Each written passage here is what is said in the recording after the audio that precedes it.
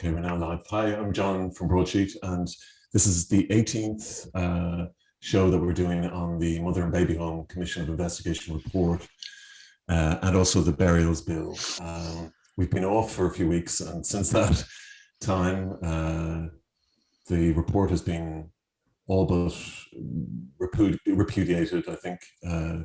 All but repudiated. They'll try and keep it alive, I think, for a while. We're joined by Tuam activist Breeda Murphy, adoptee activist and advocate Eunan Duffy. Hello. And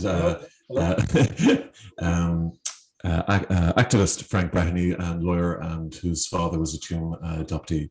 Good evening, everyone. Evening, John. All right. It's so much to talk about. Can we just let's briefly just you go to the burials bill, Frank. Yes. Your organization, SALI, which stands for Separation, Appropriation and Loss Initiative, which is the threesome that you see here on the screen. And what we do, just so if anybody's wondering what SALI is about, we come from a lot of these issues from different vantage points. What we try and do is we try and bring together, if you like, a coherence sort of presentation on whatever the issues are of the day. And of course, the first was our big SALI report about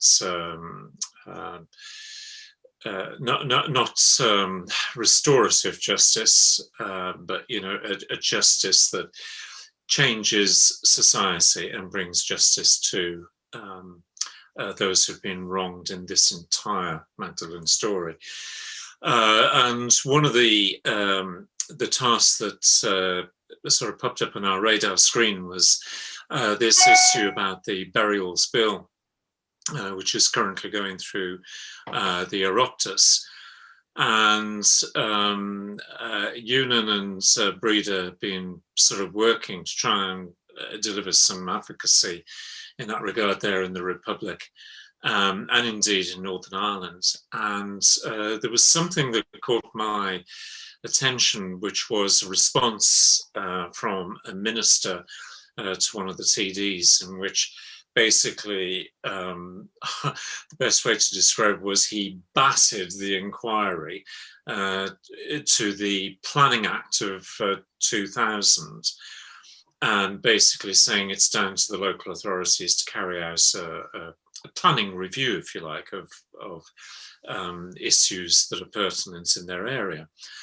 And it struck me at the time, well, he's making a reference to existing regulation, but at the same time, there is a regulation that's going through the Oireachtas in light of the Mother and Baby Homes report. And of course, the discovery some years ago now of the bodies in Tuam, and obviously in Bessborough and other places.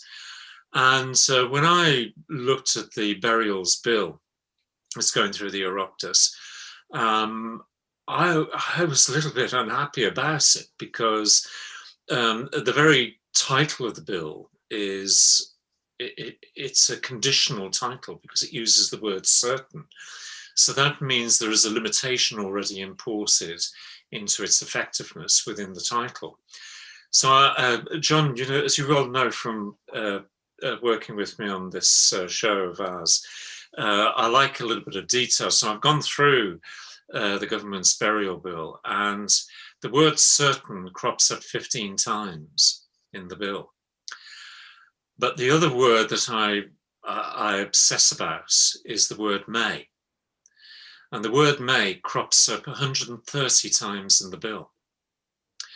And 2/3 of those mays import a discretion, either on the proposed agency or indeed on the minister or ministers. And that kind of says to me that this is all kind of a little bit nebulous. The survivors and the families of those who are in the ground want certainty. They don't want a discretion. And the other thing that struck me about this bill, there is an obsession, in my opinion, about the costs within the burial bill. And at every stage, you can see different imputation of kind of text or thoughts about, well, you can't do this unless you get permission from the Minister for Accounts, that kind of thing. But it was different. It was different things as well in the bill. Just to give you an idea, Head 3, which is all about a minister being able to make an order, talks about proportional reasons before an order is made. What are the proportional reasons, I wondered? And, you know, words like a minister can bring about an order if he considers it may, that word again, be in the public interest, and that he will look at alternative options. And there has to be reasonable grounds before he makes an order. And one of the key phrases that caught my eye was, he can make an order if he considers that there are manifestly inappropriate burials. So it's all very, very distinct, it's very discretionary. Head 6 talks about a number of restrictions when an order can't be made. But one of the things that caught my eye in all of this was Head 26 and Head 32 of the Burials Bill imports upon employees of the proposed agency, they are not allowed to disclose any issues that they deal with in the agency, otherwise they commit an offence. And they list a couple of exceptions, but the one glaring exception that isn't in the bill is reference to the whistleblowing directive, which I would have thought is quite appropriate. And Head 32, which I think is again a little bit odd, an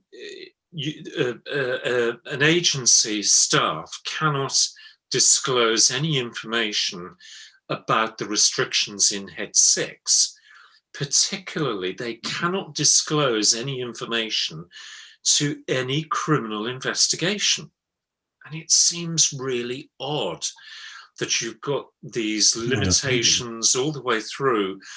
The one positive thing which I think they've learned from the Commission of Investigations is that whoever is going to be the head of the agency is obligated to appear before an Oireachtas committee. But the other thing that strikes me about all of this is the fact that there isn't any what I would call real consultation with the community of survivors. When it comes to talk about reinterments, it's very much a government-led reinterment. And you can see not just on reinterment, but in other parts of the bill, I think in Head 3, there is almost like a fleeting reference to relatives of the deceased, when the relatives of the deceased may not have the kind of knowledge that, say, for example, Breeda or Eunan has on these locations. So it's a very tacit acknowledgement that the government is giving in the bill, in my opinion, to the community of survivors, not just the relatives of the deceased, if they can be identified, of course. And so with that in mind, I said to my good colleagues there that we should draft our own bill. And we should take a leaf out of the minister's book and draft a bill around the existing legislation. And what we should do is to draft a bill not just for the Republic, but also for Northern Ireland. And they should be mirror bills, but obviously relate to the legislation within their different jurisdictions. But effectively, the bill that has been drafted, has been worked on by the three of us, has been designed to utilize the existing powers, but to extend those powers. But I think the most important thing about, sorry? The powers of I mean, the coroner's powers? Because I mean, the burials bill going through the Oireachtas disallows the Coroner's Act. Whereas in our bill, we don't disallow the Coroner's Act. We actually, he and other parties, local authorities and the like, utilising the list of existing laws, are brought into the equation. Yeah. And, there are the powers, the extensive powers that they've got in order to carry out this work. This bill is to say, right, we recognise all of the powers that you've currently got, but we are going to give you a few more. But there has to be a very different way of managing some of the issues. And one of the key bits about it, it struck me, it was one day I was having a chat there with Eunan, and it struck me that the one thing that we needed to do was to import what I call the overriding objective. So in the application of our bills, whether it's north or south, ministers, members of the Legislative Assembly, or TDs or ministers in the South have to import the overriding objective. They have to accept it.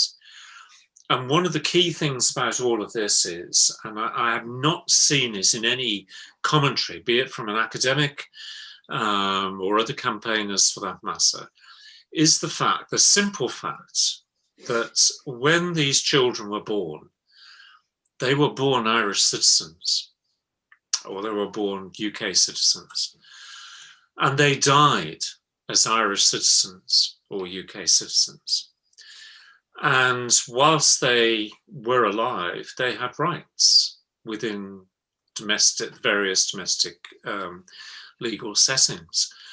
And those rights haven't just disappeared because their deaths were hidden and not sort of known to their families or known to the public at large. And you bring this overriding objective up to date, and in the Republic, and indeed in the North, because the UK still is a signatory for the European Convention on Human Rights, those rights continue. Article 2 rights in particular, particularly when you're trying to determine the cause of somebody's death, in an inquest, which is why the coroner's point is so important. Yeah. But within the Republic, there is also the Charter of Fundamental Freedoms, which is attached to the Lisbon Treaty, which also imports an extra layer of rights, not just for those who've lived and died, but also for their surviving family members. And it seemed to me that if you are going to be talking about an exceptionally sensitive issue, you have to start off with the base fact. The base fact is that these bodies, the bones of these children, or adults for that matter, were once Irish citizens. They continue to be Irish citizens, in my view, or UK citizens. And I kind of set the scene in the overriding objective about how the ministers and how the local authorities or councils have to approach this whole issue. Public information, making sure that planning departments are well and truly and adequately resourced to be able to deal with the task at hand. And so the rest of the bill, once you get over the overriding objective, the rest of the bill then has, the next section is exceptional powers, which builds on the Planning Act powers of each of the jurisdictions. And then, you lead into the mechanics, which I don't see in the burials bill of the Oireachtas, but the mechanics about the identification of bodies within the grounds, and the methodology, examining the topography and the geography of the ground, utilising best available technology, importing a better expertise, in my opinion. Globally almost recognised forensic archaeologists, but also forensic anthropologists. Yeah, you shouldn't just simply be having an archaeologist. It needs to be a forensic archaeologist. And then the most important thing about all of this is to recognise that the issues that are common in the South are equally common in the North. And our bill brings together the obligations, with the Cross-Border Council, I can't remember the exact title, but, the Good Friday Agreements and the obligations, if you like, to work together to resolve, all of these issues. Yeah. But all the way through it, what we do is we import this community survivors concept. And at each and every step of the way, whether it's ministers or local authorities or councils, they're obligated by our law to consult and to work with those community survivors. Can I ask you, Breeda, though, in terms of, are you not just playing their game? I mean, seem to have created this bill to deal with these bodies, to deal with the children's remains, to deal with the remains at these homes, when it is obviously the coroner's job or duty. So, no, I don't think we're playing their game at all. What we're doing is saying you've got it wrong, and this is why you've got it wrong. You don't need to reinvent the wheel. What you need to do is to either amend the laws you've got or to use the laws that you've got, and to actually take responsibility as a minister. If you're in charge of planning, then you oversee it. Isn't the 62 Act is there? I mean, yeah, absolutely, yeah. And our bill makes sure that the coroner's position is there. It's not assailed by any legislative chicanery at all. Yeah. And also in our bill, and I think there's kind of a loose look at this, but within our bill, certainly, we obligate local authorities, councils and ministers to report any suspicions of criminal matters to the Angada Shikana or indeed the PSNI, and make it very clear this has to be a transparent process. And in creating this transparent process, we are obligating, and this is not that I've seen in the current burial bill, we are obligating ministers and local authorities in the South to create a national register, and we're doing exactly the same in the North, which itemizes all the key information that has to be in that register. Right. And that register has to be publicly available and searchable. And this is the only way, in my view, that you can confront the issues. What you've got, on the one hand, you've got the Oireachtas bill, which is setting out this grand scheme about how they're going to deal with it, but it is entirely discretionary. And it is going to lead, mark my words, it's going to lead to more judicial reviews without end. No question about it. And the intelligent way to deal with this, and quite clearly the minister who wrote to the TD, which kick-started this, clearly believed that there was a route through existing legislation. And what we're doing is we're taking up the minister's guidance or direction, if you like. But then the other flip side to the coin is, well, okay, if the Oireachtas doesn't like the bill that we propose, they may like parts of the bill that we propose. And, I take the view that I'm a caring, sharing sort of guy. And, I feel that if there is value in our bill, which they can take and adapt within their own bill, and take out a fair chunk of the mays and the certains and be a little bit more definitive than what they currently are, then I think that's progress. But I also believe that our document, whether it's North or South, will stand the testament of time, because judicial reviews are coming through this proposed bill from the Oireachtas, definitely coming. And all we have to do as campaigners is to say, there is another way. You didn't have to do this. You were warned, you were guided, you were constructively helped to do this. I mean, one person has suggested that, the government may not like it because it has to satisfy Irish constitutional issues on costs. Well, I've had a look at the Irish Constitution, and I have to say the paragraph I'm thinking of is a little bit vague, to say the least. But okay, I've thought about this and drafted a suitable clause. If they want to extend the clause, that's a matter for them. They've done it in the burials bill. My goodness me, it is, so if that's what it is, it's a constitutional issue on costs or expenses, I think is the phrase. It reminds me of Catherine Zeta-Jones writing to the Pope looking for money to help with the examination. What is this? It's mad. It's mad. It's putting the cart before the horse. The issue here is the survivors and the bodies in the ground. That's the issue. And they have existing laws they can use to deal with this. And we've seen in recent weeks, and Eunan can probably add to this conversation about existing laws and the failure to use those laws.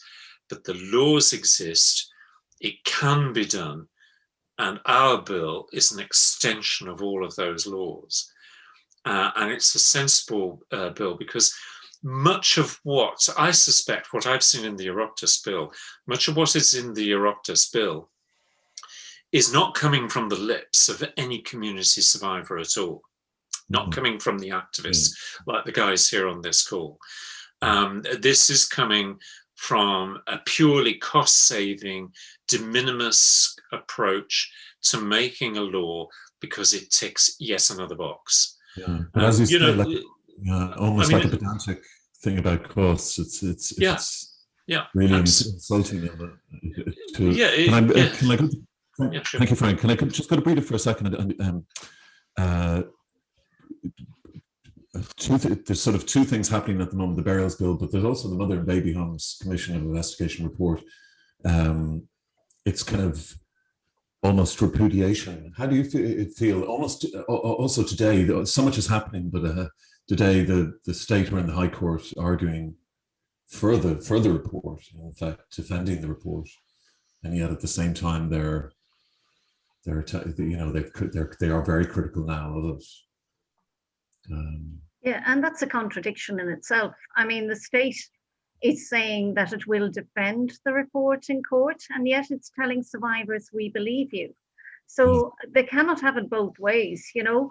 If they believe survivors, and if survivors who are misrepresented within the report and take a judicial case, and that case is allowed to proceed because it carries weight, and then the same government go in to challenge. I mean, what are the grounds for challenging?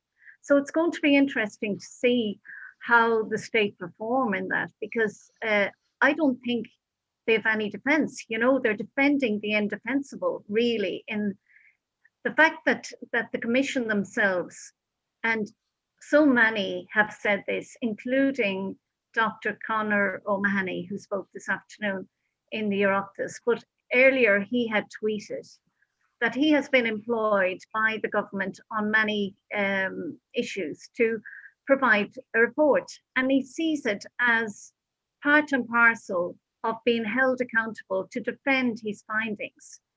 And that is all that they were asked for.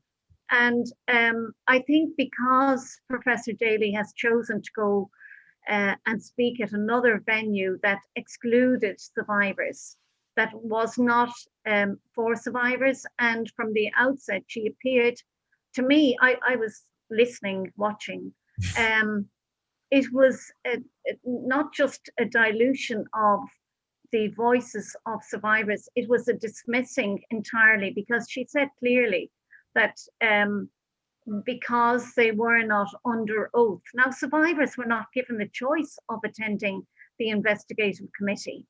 And I think so many of them have time and again have the same issue, that they weren't reflected. And the people who took the testimonies, I believe, were lawyers.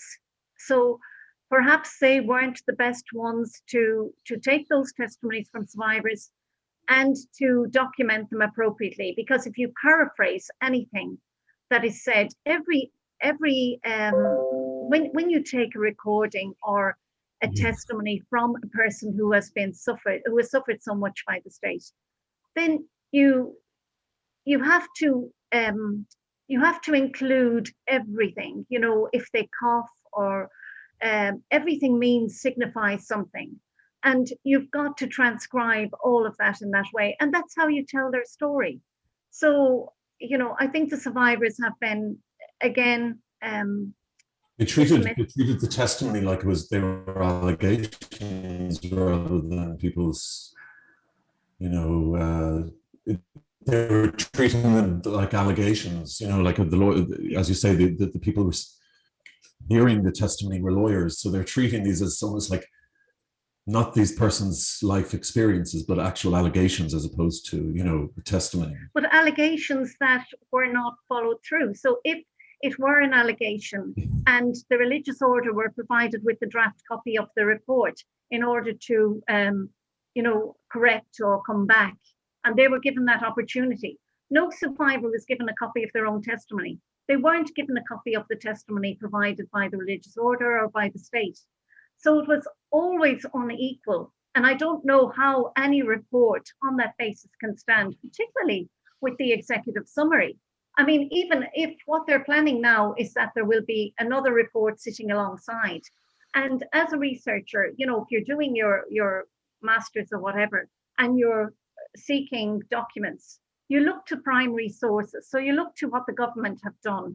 And in 10, 20, 30 years' time, when people are looking, they will look to that executive summary. And if that still stands, there is a real problem with that, because even if unless that there is a big mark, you know, all through every page that says, you know, not to be read or to be read in conjunction with the accompanying document, I don't think it can stand. I really don't. I think the government have to. There are good parts of the report, absolutely. And every person who has contributed to the report should be named and should have their name alongside whatever part of the report they presented, because there are many names that we do not know. And Mary Daly, you know, is a historian. She's not a lawyer, and she may have contributed quite well to the part that is the history part. But certainly, I think Dr. Duncan and Judge Murphy need to come forward now as people with skills in law to explain it to us. Yeah. Duncan is a child law expert. Eunan, just on to, so much is happening, but you had a very interesting time up in Fahan in County Donegal since we last spoke. Could you tell us what happened there? There was development on land that you suspect, or we suspect, there remains. Is that right? Yeah, that's right, John. As Frank has eloquently put out, we've compiled a counter, and I suppose a reformative bill to apply the strict adherence that we now need in terms of protection of former sites and sites that are still being used for whatever enterprise, because that's undoubtedly the case, as you've seen, for example, in Bessborough and Marionvale was in Uri was up until a while ago as well. So Fawn, I belatedly was given notice that planning development proposal had been put into Fawn, which is better known and correctly known as St. Murray's, ran by the Sisters of Mercy in Fawn in Donegal. Now, it was incorrectly and still the misnomer is perpetuated, I suppose, that Fawn was an orphanage, and I can assure you now, and anybody else that knows anything about Fawn in its correct and true form will tell you that it was basically a child baby holding centre for children and babies that would have been trafficked back and forwards between the north and the south. And I mean back and forwards because they came to the south and then back to the north again, and then on to various other countries, including the south of Ireland, obviously. So I lodged an objection and asked for an archaeological caveat to be put in place for some kind of assessment on the grounds, given what we know about the historical nature of finding and suspected remains that might be on the grounds of any institution in Ireland in the 32 counties. And that would include the workhouses, by the way, industrial schools, mother and baby institutions, Magdalen laundries, whatever the case may be. So it came back then that basically we couldn't really actually, in effect, do very much because technically the developers had lodged a previous planning application that was approved. So we were basically clutching at straws. We wanted to put on record. We wanted some kind of awareness raised about this issue, specifically because, as I said, you know, Frank has told you and Breeda that we've compiled this report in that the national government of the south of Ireland and the north of Ireland would basically put a statutory footing, instructions and directions in place to, I suppose, take away from the complete autonomy that local government has in terms of planning and development. And that's an untenable situation. We have asked for the protection of these sites for a reason. We know what's been developed in the past, and we're trying to mitigate against that. So effectively, the site went ahead. I had numerous conversations between enforcement officers, etc. Some of the staff, unfortunately, don't even know the full extent and full application of their own regulations, which is absolutely probably not a surprise to a lot of people, but it's still nevertheless staggering when you're trying to go through the system. Even the staff, some of the whistleblowers I've spoken to in the last couple of weeks within the actual planning and development system themselves will tell you that it's completely unfit for purpose. Everything is basically developer driven. Yeah. And there are no sanctions in place that any developer will take any heed of. All basically the enforcement officers can do, for example, is take a long time to seek a court injunction, which inevitably means that, I suppose, predominantly most judges will throw it out and say the developer didn't know, so let them off of it. Doesn't the developer want to know if there's bodies on his land? Yeah, well, the developer apparently done his own research about the land, and I think he didn't live too far away. He sort of grew up around the local area, but it was actually him who told the archaeologist when he contracted the local archaeologist who's actually from Derry to get involved. So one of the problems that we had was that despite the extensive history that I had given, for example, to Donegal County Council, and there was nothing put up about the website about the historic nature of the site. So that's a major problem in itself. So the archaeologist basically carried out the minimal archaeological assessment on the part of the grounds that are still owned by the Sisters of Nazareth. So it was down alongside the road. It was to the periphery, I suppose, of the former site. But he basically done the minimum requirements. He said he'd done a bit more, but listen, it was minimal. Even the depths of the trenches were minimal, etc., etc. It was all we could basically put in place. Donegal County Council didn't stretch themselves on it either. And in effect, the problem actually was that any conditions that are put in place, again, we can talk about interpretation and discretion here. And it's the bane of our lives, to be honest, because the developers thought he interpreted the condition that all he had to do was basically submit some paperwork and that would be it, that he didn't have to wait for it to be signed off, and he didn't have to, that he could actually contract by himself. And again, this goes back to self-certification, which is completely unacceptable. But he can basically employ any archaeologist of any standard, any quality, with any qualifications to come and do the minimal archaeological assessment on the site to basically tick box what anybody had asked for. He went ahead, went onto the grounds whenever he submitted his paperwork, but he didn't actually comply with a number of other conditions on the site.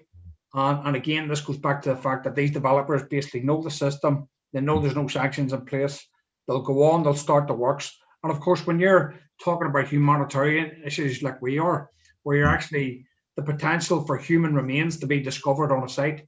And all we're asking for, by the way, is due diligence, best practice, etc., etc. And it'll only delay the his work or whatever, that it'll just delay their work. It doesn't mean it'll stop it completely, isn't it? Yes, well, look, at the end of the day, I spoke to the developer himself after the whole thing had virtually finished, and I told him, would you not be better trying to find out whether there's any remains on the site instead of starting your works, then coming across potential human remains, and not only the potential for his works to be actually stopped or suspended, but they might be told to get off the site, and it would mean that he wouldn't be able to come back onto the site. So he could have lost thousands of pounds or euros in the meantime.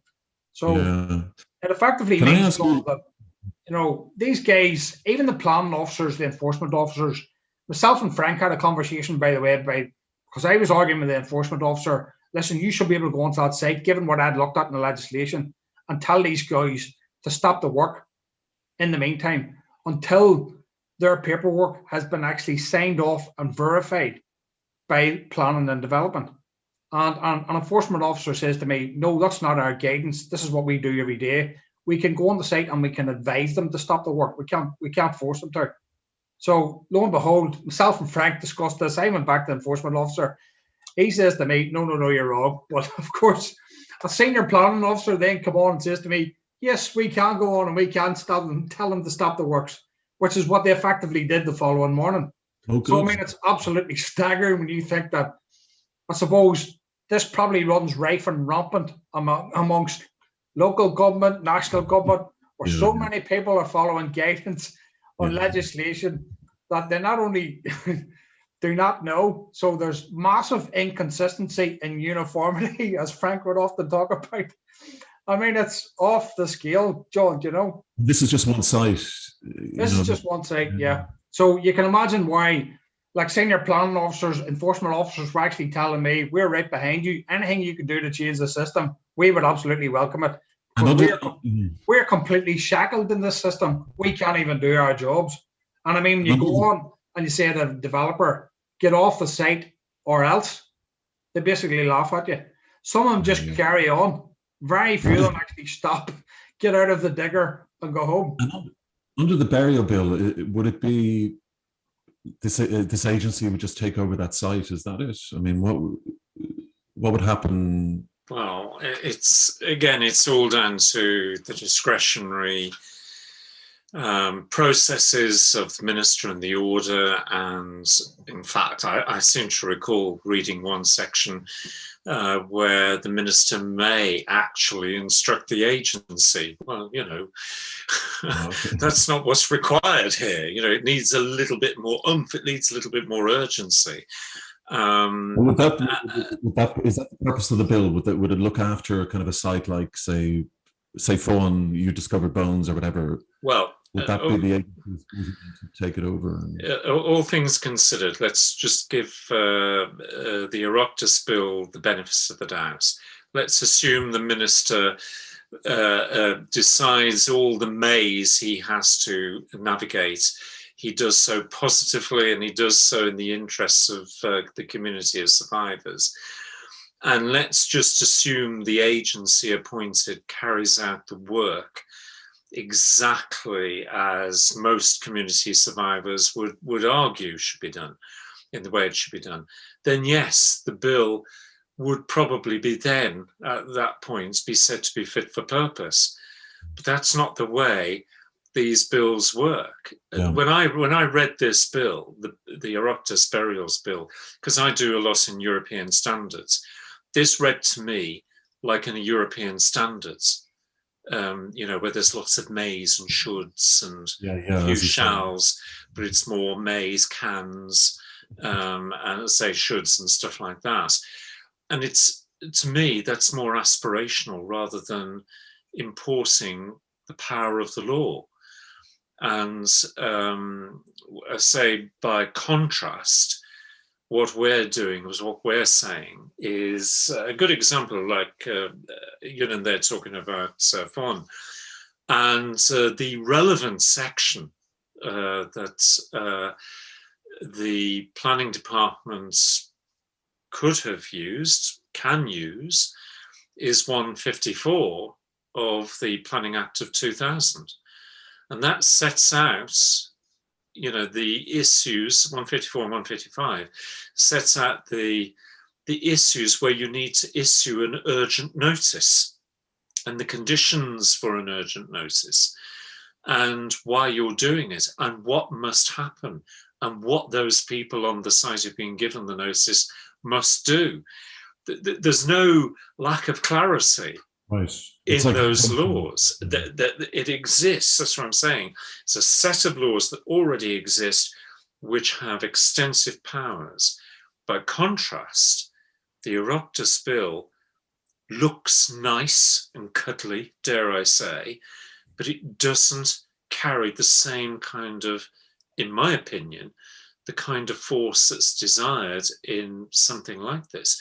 If you start off with the title that talks about certain burial grounds, you're already discounting potentially a whole raft of burial grounds. Yeah. And our bill, our bill by contrast, doesn't do that.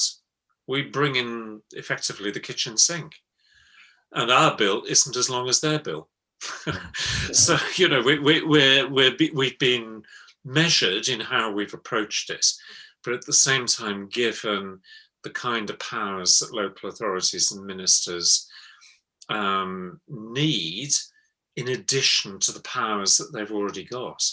And that is the more sensible way of dealing with a very sensitive issue like this, rather than creating almost like a standards document. Yeah, yeah. Breeda, I wanted to ask you about, again, about the Mother and Baby Home report and the work of that lady, Sarah McInerney.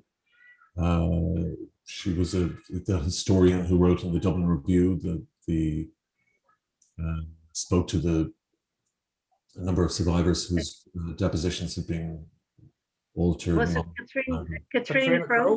Sorry, beg your pardon. Yeah, it was Katrina Crowe has been a wonderful advocate, you know, and she's retired now, and she really knows the story of archives, and she knows how the government attempt all the time to dismiss survivors of institutional abuse. She has been there throughout the Ryan report, and she has seen, you know, the manner in which they attempted to seal records for 75 years and then came down to 30 years.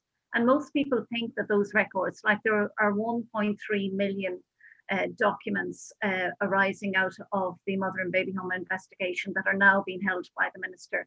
And many of those will never be seen by survivors or activists or even researchers. And those are subject to a 30-year rule. It is the administrative records, as I've often said, that reveal. And she's also spoken, but I think what Katrina Crowe did, she gave voice to the intergenerational voice to one particular family. And it was a story that had been told to the Commission. And it is a powerful account, and it cannot be dismissed. And I think if you're looking for, you know, the crux of the problem, really, you read something like that also gives an opinion or gives the context. We're very fortunate, you know, Mairead Enright is doing some wonderful work, Laura McAtackney, there are brilliant people. And that is why I think the report itself must be repudiated, and the government cannot, you know, speak out of both sides of their mouth and say, yes, to survivors, we believe you, and then go in with those very same survivors across the table in a courtroom and you know, say, we are standing by this report, which basically means we disbelieve you. So, yeah. I noticed even Dermot Ferreter had given up on the report. So that's a good litmus test for the establishment having.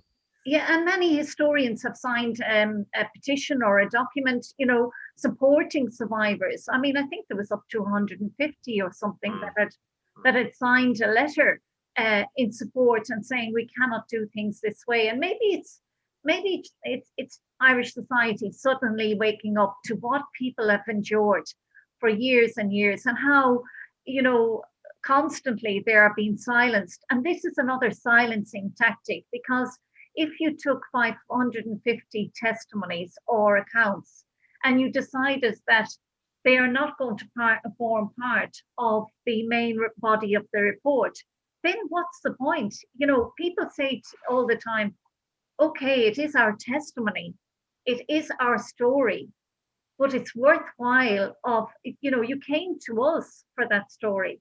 It's not the other way around. You came and asked us to contribute, and we, after so many years, have contributed and spoken maybe for the first time of the abuses that have happened in our lives.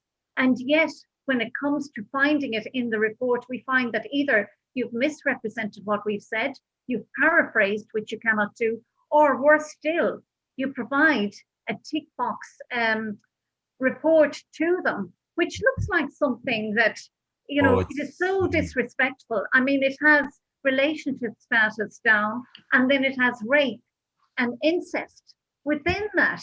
And it has, you know, for how they arrived at the mother and baby home institution, how they found themselves there, was many times they had to tick shame, or they didn't tick anything. It was the person listening who ticked shame. But they could have been brought there or sent there by the religious order or by the priest. And there was no avenue to actually, there was no piece in that document to put in priest or nun sent me there. And they did not change that to put in. If one of our survivors gave her account, and she told me afterwards when she went, it was like as though they had a preconceived idea of what she should contribute. And when she was going off to tell them about her life, and one of the things Mary Daly had said was that, you know, those who gave testimonies tended to talk about their experience outside of the home, you know, because they were boarded out. But that is part and parcel. It stems from being in the home. That's why they were boarded out. And if, for instance, Teresa O'Sullivan, who's our survivor, who could not remember very much about being in the home and looked at her photograph, she was earmarked for America as one of the children to be adopted. And in that photograph, she sees that she's got a rash, and she's taken back not to be adopted, but to be fostered in Ireland. And she says clearly, when I look at that child, what I see, I've retained the hurt, you know, my memory has the memory of the child, but the trauma of being that child is blocked out. It safeguarded me. So I am still the child. And I'm now looking at the picture of the child, I feel for that child. So it is a re-traumatizing. And Christine O'Carroll, another survivor, spoke very brilliantly on her experience of feeding a baby within the Tuam mother and baby home. And because she at 6 years of age was hungry, she began to feed herself a spoon and a spoon for the baby. And the nun saw her and beat her for it. And she said the saddest thing was, I was never allowed to feed a child again. And she felt that, you know, because she herself was a child. So the testimonies are powerful, John. And they need to be given true recognition. Of course. And like the lack of emotional intelligence really of that commission is quite breathtaking. But what now though? A 12-month review, an international expert. I don't know. You know, another report on top of a report. So is somebody going to come back in another time and review the report by the independent reviewer? Eunan, you come in and say what you think of that, because I can imagine it'll be colourful. Eunan, what do you think about every person you're dealing with is they're acting in bad faith?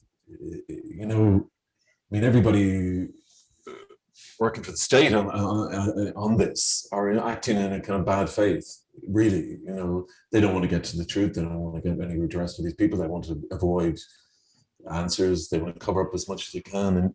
And yet, you as survivor groups, you've got to deal with these people almost on a kind of like they're acting in good faith. Do you understand how? I mean, it's tough, isn't it? You know.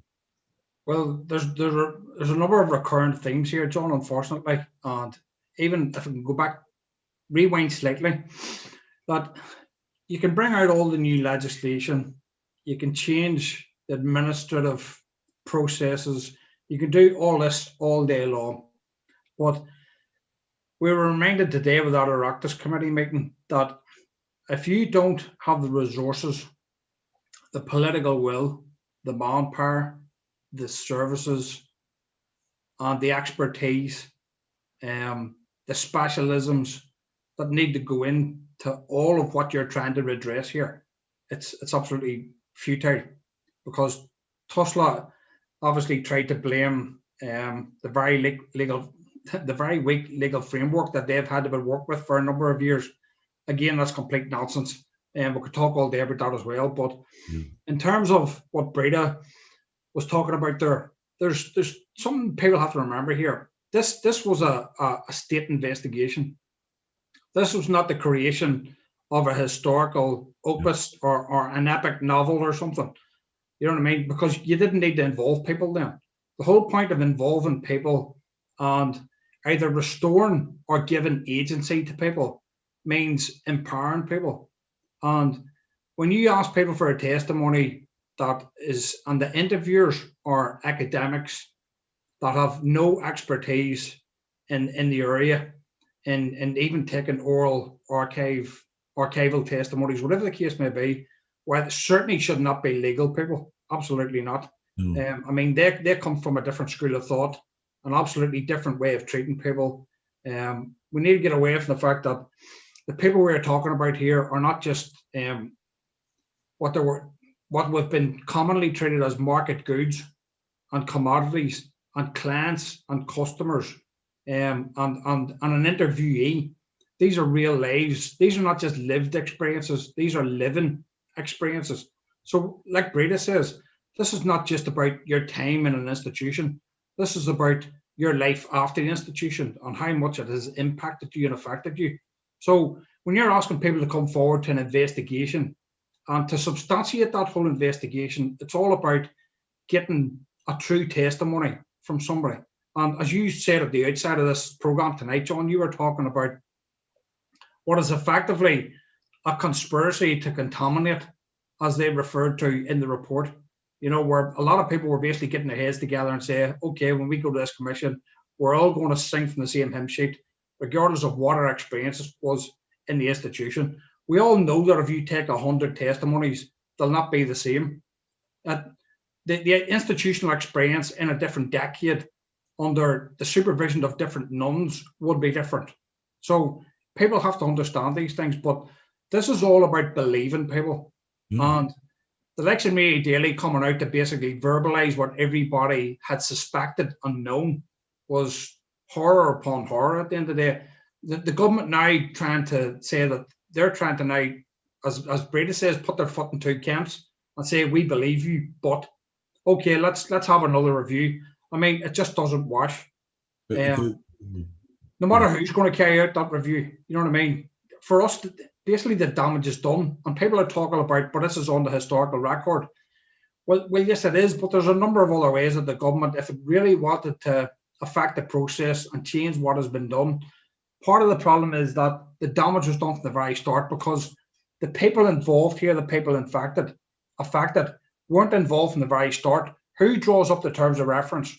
Who appoints these commissioners and these adjudicators? They're certainly not victims and survivors. They're not done in a co-design process and with co-decision. It's not taken, it's not given. It's never done, you know. And there's no agency throughout the process. There's no victim survivor consultation as the process is ongoing. There's no reflection, there's no reviews as the processes are ongoing. Everything and anything is taken out of the hands of the people that you're supposed to be acting upon. Yeah, and like nobody has talked, for example, about the fact that there was no contracts drawn up for these people giving testimonies to confidential, investigative, public and private hearings. No contracts whatsoever. So there's nothing to stand over. A lot of the fallout from the commission in the south, and we've had the same problem in the north. You know, I was talking to a woman at the weekend who told me that 2 years after the Northern Ireland Academic Research, she still hadn't received her full transcript. And despite in the contract being told that she could change and amend, withdraw, anonymize as part of that contract, she wasn't allowed to amend parts of her transcript. Do you know why? Academic license, because it wouldn't have been fluent and been narrative. Yeah, yeah. Which is basically that's their defense, isn't it? All those accounts would have upset a narrative that they've laid down. Yes. Yeah, yes, but it's not what I actually believe the way it's been extracted is incorrect anyway. I mean, I've seen some pretty horrific questionnaires, you know, which I wouldn't put in front of an ordinary consumer, for heaven's sake, never mind, you know, victims and survivors of these horrors. The methodology is all wrong, and you can perhaps argue that it's deliberately designed that way. But where you're dealing with people who have suffered all sorts of abuse, or who are vulnerable and perhaps continue to be vulnerable, there is a methodology of interviewing which I have not seen exercised in any of these reports over the years. It's all about trying to get some kind of testimony, either through a tick box exercise or I think it was Breeda who summarized it beautifully there, you know, like a paraphrased summary of how that individual is feeling. If you're dealing with victims of abuse or vulnerable persons, those persons are video interviewed over the course of perhaps several days, even longer. And that video interview is their testimony.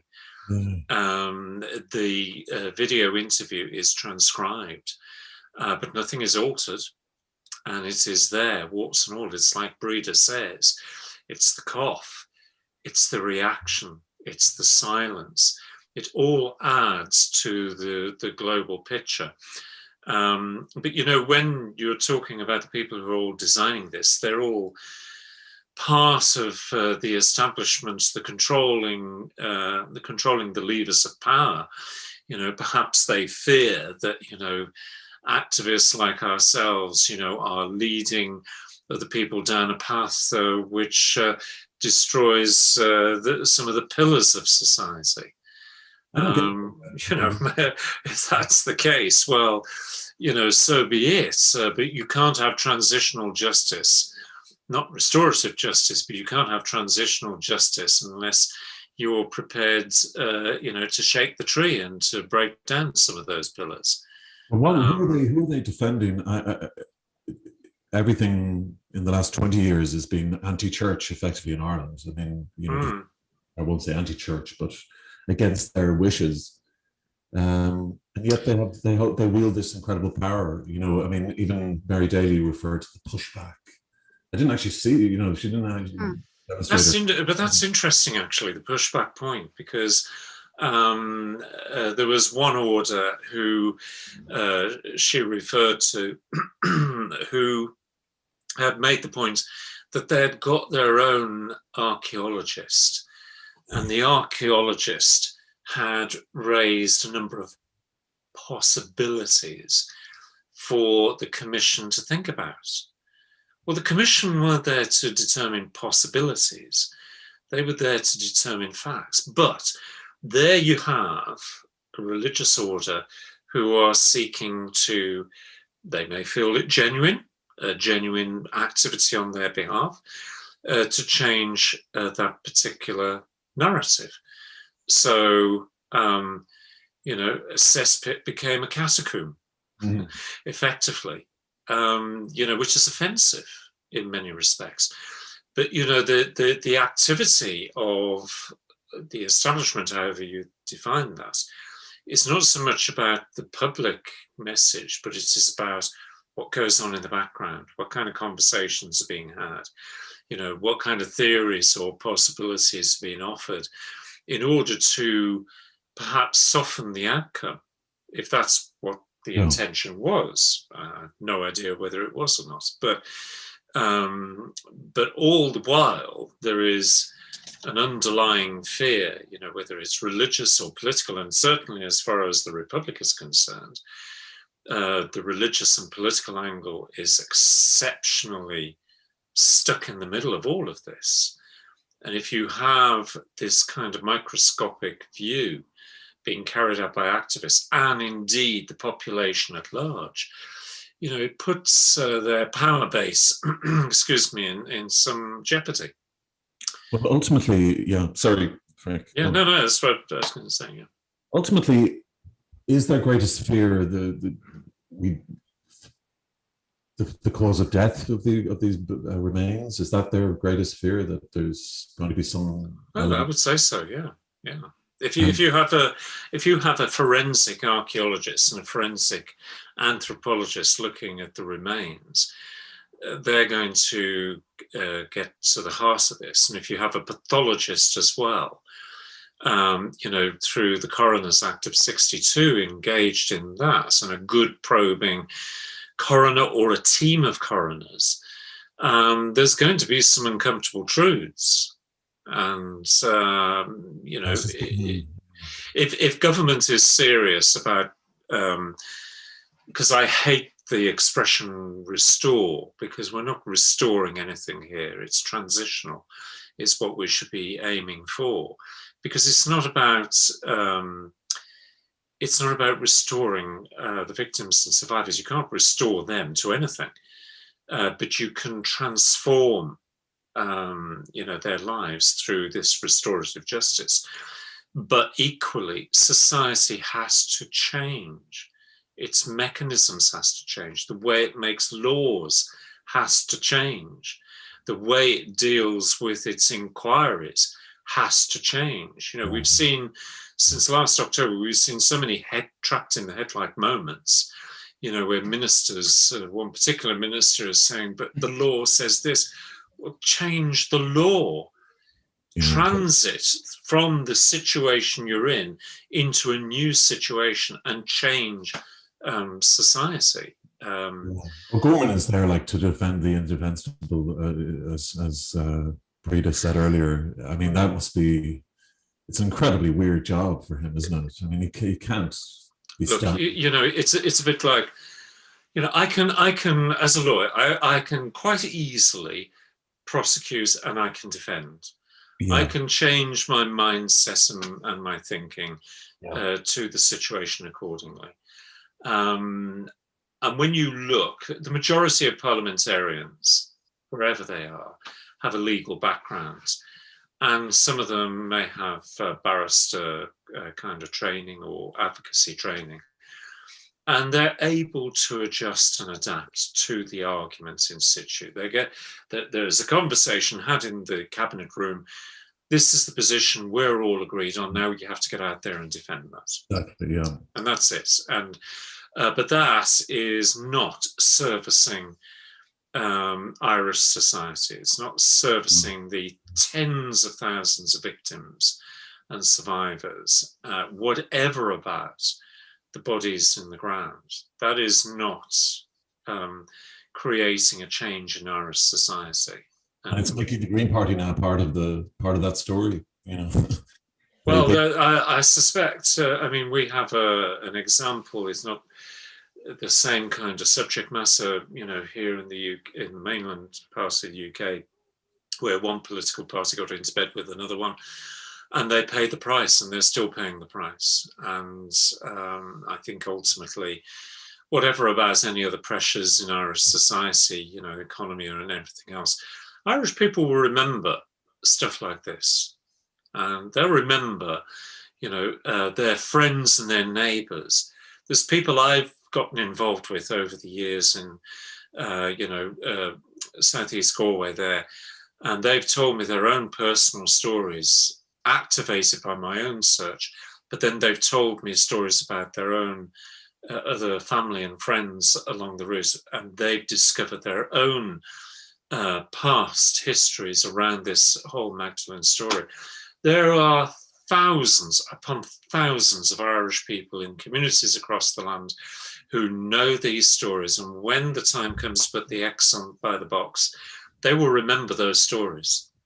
And politicians in the Republic need to wake up to that fact, because I can see the opinion poll shifting from here. And it's going to be issues like this, because people will say, well, if it happened then, who's to say it couldn't happen again? Also, yeah. You know? I mean, and with the change of government, perhaps in Ireland, I mean, we've been hearing about the disappeared for 30 years. You know, there are disappeared than the disappeared. You know. Frank, thanks so much. Okay. We took a few weeks off there. I wasn't feeling great. I mean, this stuff kind of depresses me. Obviously, it does. I mean, but it doesn't seem to, depress them. You know, they just plow on with their bills and whatnot. And I just want to thank you, the three of you, for your patience with me. And you've got nothing to apologise for. Absolutely not. Anyway, No patience required either. This is life. This is life, and we this particular story, the Magdalene story, I keep saying is, and it is true, there are many joys in the story, but there are also many, many horrors. And the way to deal with politicians and the religious is to be very determined, very focused, and very consistent. Yeah. And when they realise you're not going away, they'll have to listen to you eventually. This is it. And Breeda, last time I saw you were on 6-1 News. I was, and that was a good story, because we were meeting David the following day, and we met him, and at least he got some closure. He got to see where his grandparents were buried, and we had a lovely time together, a few hours. It was just wonderful, because he's now 88 and he does want to make that journey again, but with the way things are, it's quite difficult. But I think everybody deserves closure, and everybody deserves truth. And for as long as it takes, we are going to continue to shine a light, whatever way we can, to ensure that the government listen, like Frank has said. Right now, they're burying their head in the sand and thinking they can again outmaneuver us. But we have so much support from wider communities, younger people before, who weren't really aware of what was happening. No. And I think that's where the big change is. And by hook or by crook, we will continue. So we got the millenniums, the woke crowd union. Of which I count myself as one. Of course. Okay, well, thank you very much, Breeda. Thanks so much, and Eunan, thanks a lot, and Frank. And hopefully we'll see you next week. Yeah.